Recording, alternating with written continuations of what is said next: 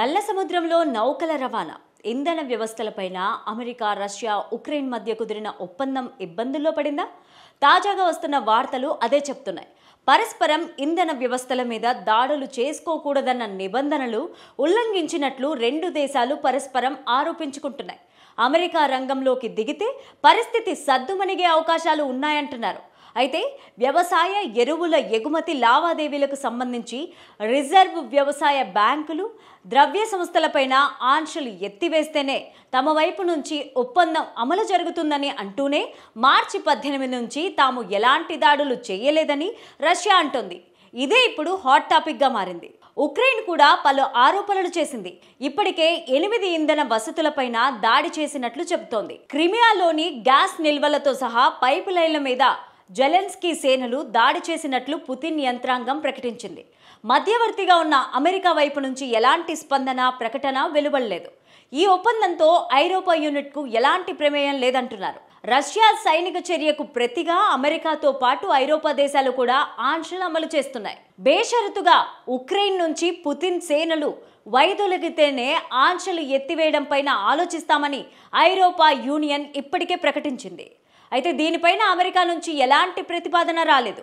అసలు ఏం జరుగుతుందో, ఒప్పందం ఎలా అమలు జరుగుతుందనేది ఎవరూ చెప్పలేని పరిస్థితి. ఇంధన వ్యవస్థలపైన పరస్పర దాడులు జరుగుతున్నాయా లేదా అన్న విషయం పక్కన పెడితే మిగిలిన దాడులు కొనసాగుతూనే ఉన్నాయి. అలాగే ఉక్రెయిన్లో శాంతిముఖంగా ఉన్న దేశాల వైఖరి ఏమంటున్నది తెలియాల్సి ఉంది. రష్యా కొత్త డిమాండ్లను ముందుకు తీసుకొచ్చిందని, ఉక్రెయిన్ ప్రతిపాదించిన 30 రోజుల కాల్పుల విరమణ గురించి స్పందించలేదని సమావేశం జరగకముందే ఫ్రెంచ్ అధ్యక్షుడు మాక్రాన్ ధ్వజమెత్తారు. మరోవైపు ఉక్రెయిన్కు మరో 2 బిలియన్ల యూరోపియన్ మిలిటరీ సహాయాన్ని ఫ్రాన్స్ ప్రకటించింది. ఆయుధాలను వేగంగా తరలించడానికి నిర్ణయించింది. ఇది అగ్నికి ఆజ్యం పోసే వ్యవహారం తప్ప మరొకటి కాదంటున్నారు విశ్లేషకులు. బ్రిటన్, ఫ్రాన్స్ చొరవతో సమావేశంలో ఉక్రెయిన్లో శాంతి స్థాపన దళాలు ఏర్పాటుపై చర్చించనున్నారు.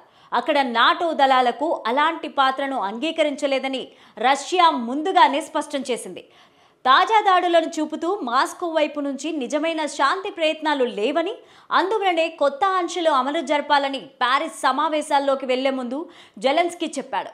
ఐరోపా దేశాలు అమెరికా మాటలను నమ్మి పుతిన్తో రాజీకి వస్తాయా అన్నది $1 మిలియన్ ప్రశ్న.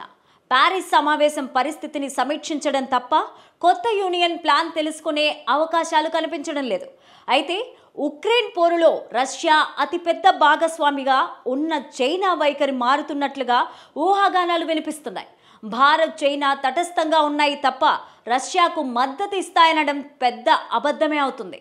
అమెరికా, రష్యా రాజీపడి దగ్గరైతే ఐరోపా దేశాలు చైనాకు దగ్గర కావచ్చని గతంలోనే చాలామంది చెప్పారు. ఉక్రెయిన్లో శాంతి స్థాపనకు పశ్చిమ దేశాల దళాలను వినియోగించుకోవాలన్న ప్రతిపాదనకు చైనా మద్దతు తెలిపినట్టు చెప్పడానికి సరైన ఆధారాలు కూడా లేవు. ఈ సంక్షోభం తర్వాత పరిష్కారం కావాలని చైనా గతంలోనే బహిరంగంగా ప్రకటించింది తప్ప ఎవరికి మద్దతు ఇవ్వలేదు, అలాగని ఖండించలేదు. అయితే పశ్చిమ దేశాల ఆంక్షలను ఖాతరు చేయకుండా రష్యా నుంచి చమురు, ఇతర ఉత్పత్తులను దిగుమతి చేసుకుంది. అదే భారత్ కూడా చేసింది. ఐరోపా వ్యవహారాల్లో చైనా ప్రవేశానికి అమెరికా అంగీకరిస్తుందా? పశ్చిమ ఐరోపా ధనిక దేశాలు సరేనంటాయా అనేది వెయిట్ చేసి చూడాలి.